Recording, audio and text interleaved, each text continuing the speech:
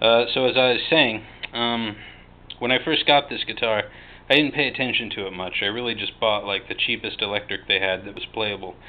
And you might notice the huge strings on this thing. There's a story behind that. The big problem is the frets. The frets were all messed up. They were starting to come off, and I tried to sell this guitar, but no one really wanted it because the action was high and it was buzzy. So basically what I did one night, I had a little flash of inspiration, and I said, you know what? I've heard of fretless guitars, so I ripped all the frets off of this thing. As you can see, there are no frets. It's just the holes that are left there. I haven't filled them with wood filler because honestly, wood filler is not something I know how to find in this country, to be honest. But when I was first starting to play with it, when I took the frets off, I realized that the strings were much too light.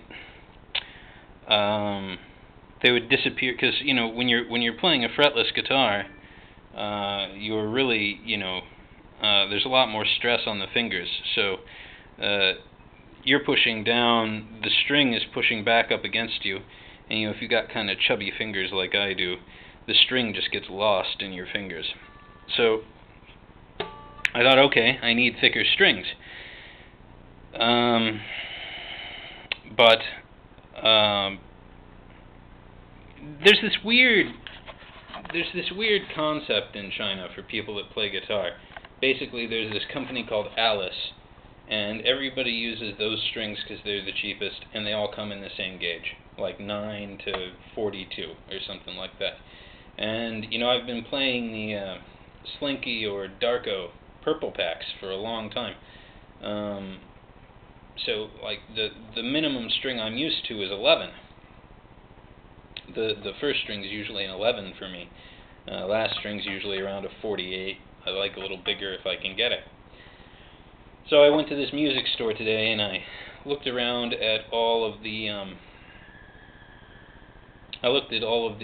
string packages and everything, and they just didn't really have what I was looking for, because I gotta have big strings for this thing or it just won't play right. And even with these strings I bought on it, it's still a learning curve, But anyway, they didn't really have what I need, so I got to toying around, looking at things, and I decided basically to go with this is a bass string here, which is like a 52. It's like a B string on a bass. E-A-D. It's a G string on a bass, second string, right? Then this is a 6th string, a 5th string, and my 3rd string is actually wound. It's normally a 4th string, a 3rd string, and a 2nd string.